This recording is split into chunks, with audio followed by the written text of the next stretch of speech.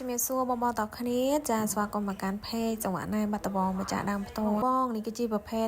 សង្វាក់សាច់ត្រីបងដែលយើងវិចស្លឹកចេកចាសម្រាប់បងដែលគាត់មានតម្រូវការចាចង់យកទៅអាំងលក់បន្តរៀបជាឈុតឬក៏បងអូនចង់យកទៅលក់លាយជាមួយនឹងបុកល្ហុងចាសម្រាប់ប្រភេទសង្វាក់យើងផលិតចេញពីសាច់ត្រីសុទ្ធទៅបងអូនចាអញ្ចឹងបងដែលគាត់មានតម្រូវការអីអាចតាក់ទងមកเพจបានណាមានតម្លៃបោះដុំតម្លៃលក់រាយជូនបងអូនចាតម្លៃសមរម្យហើយចានសង្វាក់គឺយើងវិចថ្មីមានធ្វើຕົកទេតានីជូនថ្មីជូនបងអូនតែម្ដងសម្រាប់បងនៅតាមខេត្តក៏យើងអាចផ្ញើជូនបងបានដែរហើយសម្រាប់សង្វាក់យើងមានគ្រប់ទំហំបងចង់បានខ្នាតតូចខ្នាតធំខ្ទាស់ឈើអញ្ចឹងក៏បានចាខាងក្នុងបងចង់បានផ្លឹកកទួតក៏បានអត់ក៏បាននិយាយទៅតាមតម្រូវការបងតែម្ដងខ្ញុំជម្រាបពីខាងដើមអញ្ចឹងសង្វាក់យើងអត់មានធ្វើຕົកទេគឺវិចថ្មីជូនបងអូនតែម្ដងហើយសម្រាប់តម្លៃគឺសមរម្យរសជាតិសង្វាក់ឆ្ងាញ់បងអូនអាចសាកបានបើសិនជាបងដែលគាត់មានតម្រូវការធ្វើការយកលក់តអីកុំភ្លេចឆាតមកเพจណាយើងមានគ្រប់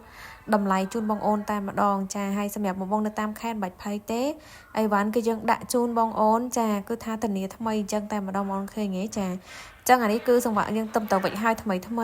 បងចាទៅគឺនៅស្លឹកខៀវតែម្ដងហើយនេះសិតតែជាស្តុកដែលគាត់